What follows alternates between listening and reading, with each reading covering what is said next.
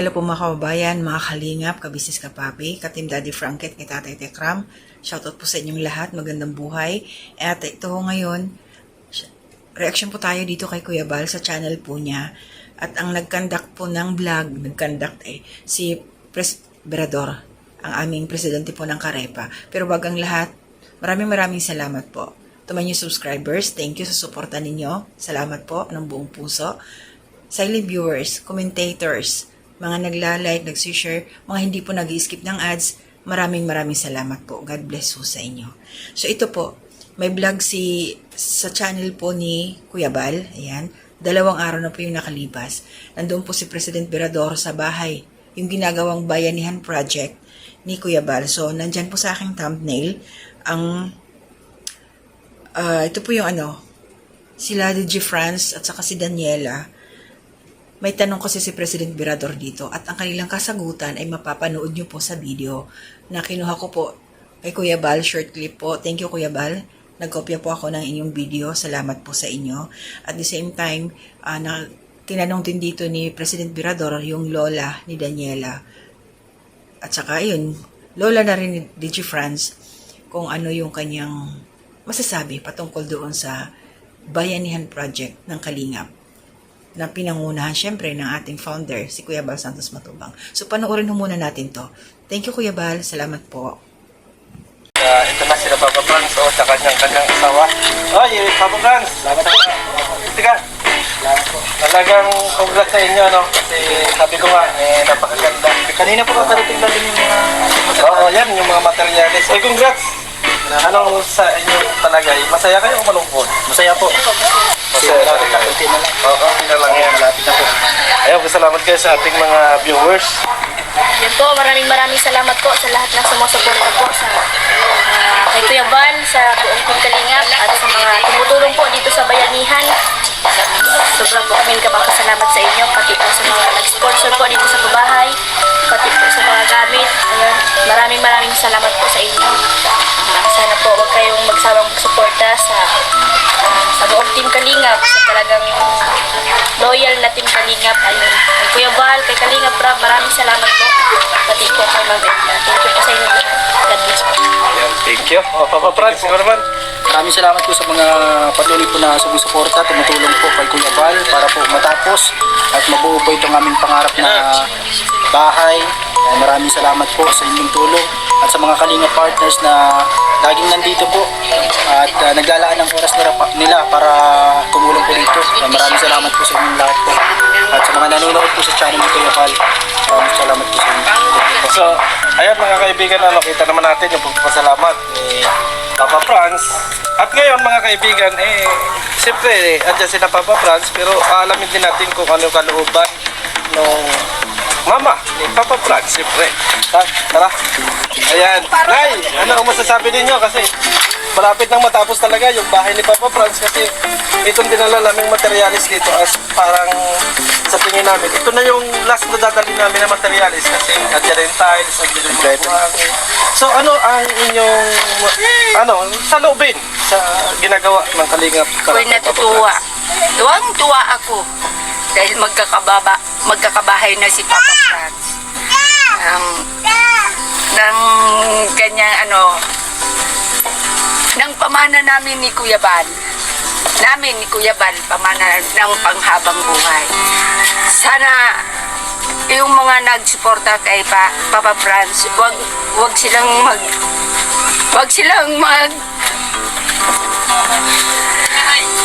magsawa na tumulong kay Kuya Bal sa totoo lang. Dahil talagang awang-awa ako sa aking manugang na yan. Pero naaawa akong napapaiyak. Pero kaya lang, hindi pa naman lang ngayon ang last nilang punta dito sa bahay. Sana huwag silang magsawa tumulong sa Team Kalingap, kay Ate Edna, kay Kuya Rab, para marami pa silang matulungan na katulad namin kay Kuya Bal, na katulad namin ng mga mahihirap. Huwag silang magsawa sa amin na magtulong din dahil maraming nangangailangan ng tulong ni Kuya Bal. So ayun mga kaibigan, nakuha naman natin yung At ito po mga kaibigan, yung ating mga dinalang yung ating dinalang mga materialis andyan na sa loob at saka dito pa.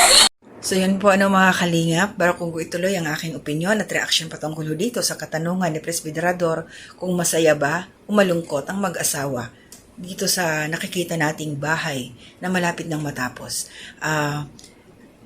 Shoutout po muna. Siyempre, kay Kuya Bal Santos Matubang, support po natin at Edna Vlogs, Kalinga Prab, Chakta Pia Matubang, mga kasamaan ko pong reactors sa Kalingap. Yan, mga karepa reactors, Kalingap partners. Also, happy birthday again kay Pinuno Ka Business. Laban lang po tayo sa buhay. Lahat ng pagsubok ay malalagpasan ho natin. Siyempre, kapit lang ho tayo sa ating Panginoon. No? So, shoutout din po kay Mrs. Ka Business. Ayan, support ho natin. Mga hindi pa ho nakapag-subscribe. Papa Dins TV na meron ng Marimar. Shoutout sa iyo, Papa Dins. Ayan, support din ho natin. Siyempre, Ka-Business Family Channel po nila Pinuno Ka Business. And mga kagwangs din ho. Hindi ko na lang iisa-isahin kasi alam ko naman makilala nyo na sila. And ang aking mga kasamaan din reactors po dito sa Ka-Business Official. Ayan, sila Kuya Allen TV. Shoutout ko na lang kasi kunti na lang kami sa Ka-Business, no?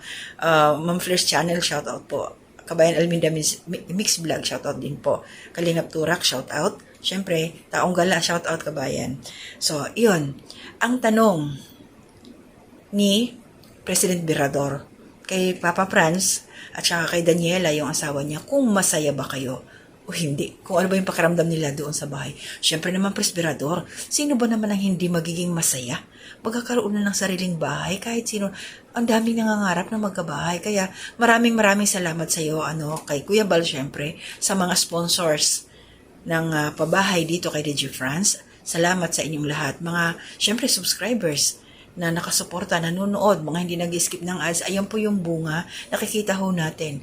Kunti na lang, yung dating DG France, na matagal nang kasama ni Kuya Bal, ngayon lang magkakabahay at ito na. At salamat din ho doon sa lola niya, natanong din ito. Siyempre nagpasalamat yung mag-asawa sa lahat. Narinig naman ho natin sa mga sinabi nila doon sa short clip. At yung lola, naging emotional siya, naiyak. Kahit sino naman, di ba talaga, lola ni Daniela. Sabi nga niya, yun ang pamana niya at ni Kuya Bal doon sa mag-asawa. Kasi yung lupa, bigay naman ng lola ni Daniela sa kanilang mag-asawa, kay DG France. O diba, so napaganda. Yung palipat-lipat sila noon ng bahay kung saan-saan sila nakatera. So at least, dyan pa rin yung balik sa area ng lola ni Daniela. O diba, ang saya.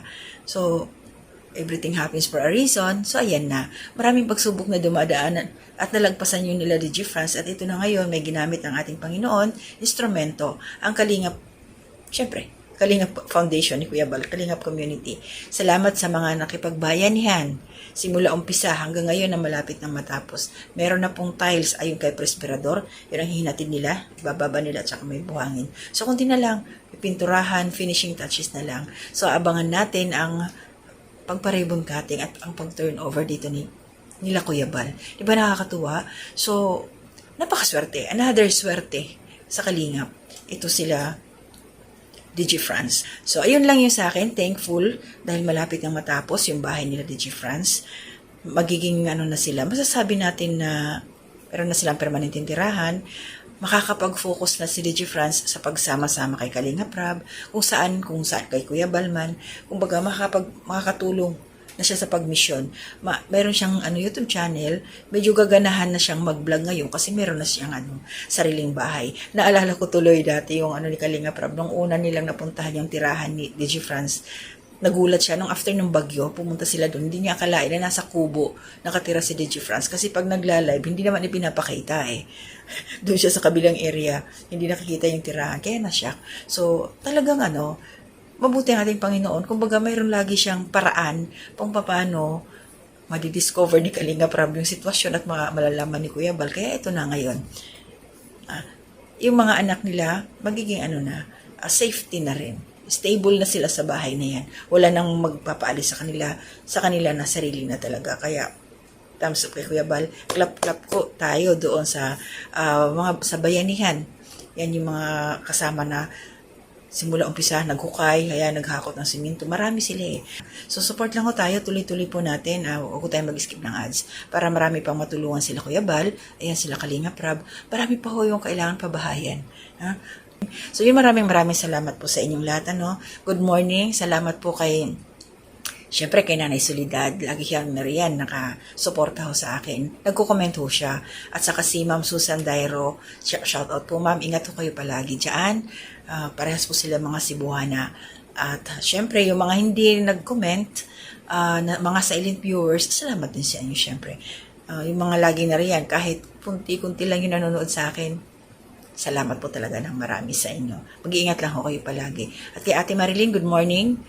Ate Ems, good morning din po. Ma'am Marilyn, Cabanilla, kumusta na ho kayo? Ayan. Tapos yung aking pinsan, chat na lang kita, Day, kumusta ka na? At Ma'am Aisa May Dumasapal at yung mga hindi ko na-mention, shoutout po sa inyong lahat. Ayan, ingat lang po kayo palagi. Always pray po maglalabas ng bahay para sa safety ng inyong mga lakad. Ayan. So hanggang dito na muna, aking mga anak, aral lang na mabuti. To God be the glory.